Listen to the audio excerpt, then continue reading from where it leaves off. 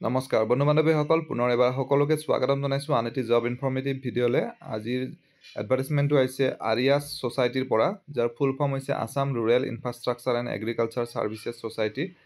তাত টোটেল 25টা পদৰ বাবে তেওঁলোকে আবেদন বিচাৰিছে। গতিকে পলম নকৰি আমি ডিটেইল এডভাৰটাইজমেণ্টখন চাইছোঁ। ৰিক্ৰুটমেণ্ট নটিচ, এইখন অফিচিয়েল এডভাৰটাইজমেণ্ট হয় আৰু ইয়াত 25টাৰ প্ৰথম 5টা পদ হ'ল একাউণ্টেণ্টৰ পদ, য'ত গ্ৰেজুৱেট বা পষ্ট গ্ৰেজুৱেট বিচাৰিছে ইন কমাৰ্চত, আৰু দৰমহা ইয়াত দিছে 4.2 লাখৰ পৰা 5 লাখ পাৰ ইয়াৰ। চ' ইয়াক 12 দি ডিভাইডেড কৰিলে আপোনালোকে পাৰ মান্থ হিচাপটো পাই যাব। নেক্সট, এনভাইৰমেণ্টেল ছেফগাৰ্ডছ কোঅৰ্ডিনেটৰৰ 5টা পদ আছে, যাৰ বাবে মাষ্টাৰ ডিগ্ৰী বা গ্ৰেজুৱেশ্যন মাষ্টাৰ ডিগ্ৰী বা পষ্ট গ্ৰেজুৱেট ডিপ্ল'মা বিচাৰিছে ইন ইক'লজি বা এনভাইৰমেণ্টেল ছায়েন্স অথবা ফিচাৰী বা specialisation in aquatic environment management. ইয়াত 6.6 লাখৰ পৰা 8.4 লাখ পাৰ এনাম। নেক্সট, তৃতীয় পদটো হৈছে social safeguards and gender coordinator SSNGC। ইয়াত টোটেল 5টা আছে। মাষ্টাৰ ডিগ্ৰী লাগিব ছ'চিয়েল ৱৰ্ক বা ছ'চিয়লজি বা ডেভেলপমেণ্ট ষ্টাডিজ অথবা এন্থ্ৰপ'লজি। ইয়াতো 6.6ৰ পৰা 8.4 লাখ পাৰ ইয়াৰ। নেক্সট, GIS এণ্ড MIS এক্সিকিউটিভৰ পদ আছে।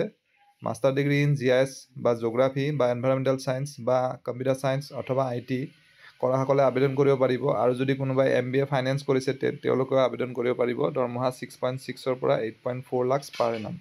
নেক্সট, জুনিয়ৰ ইঞ্জিনিয়াৰ চিভিলৰ পদ আছে 5টা বেলেগ বেলেগ কেটেগৰীৰ 5টাকৈ আছে ভেকেঞ্চি।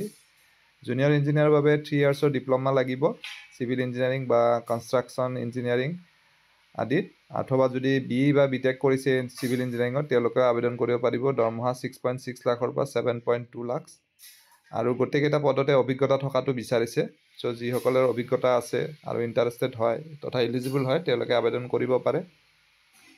আবেদন কৰিবৰ বাবে অনলাইন যোগে আবেদন কৰিব লাগিব। arias.in যিটো অফিচিয়েল ৱেবছাইট, তাত গৈ পেলাই এটা গুগল ফৰ্ম পাব। সেই ফৰ্মখন ফিল আপ কৰি লগতে CV আৰু চব ডকুমেণ্টছখিনি আপলোড কৰিব লাগিব।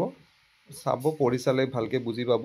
অনলাইন যোগে আবেদন অলৰেডি আজিৰ পৰা ষ্টাৰ্ট হৈ গৈছে, 22 মে'ৰ পৰা। অহা 5 জুনলৈ সময় আছে। যিসকলে ইণ্টাৰেষ্টেড হয় 5 জুনৰ ভিতৰত কৰি ল'ব পাৰিব। অকল শ্বৰ্ট লিষ্টেড কেণ্ডিডেটসকলকহে ৰিটেন টেষ্ট বা ইণ্টাৰভিউৰ বাবে কল কৰিব। গতিকে আৰু বাকী এজ লিমিট আদি কিছুমান কথা আপোনালোকে ৱেবছাইটত টাৰ্ম অফ ৰেফাৰেঞ্চ বুলি এটা পাব, লিংক পাব, তাত চাই ল'ব পাৰিব। কিবা সুধিব লগা থাকিলে কমেণ্ট কৰিব পাৰিব। আশা কৰিছোঁ ভিডিঅ'টিৰ জৰিয়তে আপোনালোকৰ মাজত এজন হ'লেও কেণ্ডিডেট উপকৃত হ'ব। পুনৰ এটা নতুন ভিডিঅ'ত লগ পাম। ধন্যবাদ।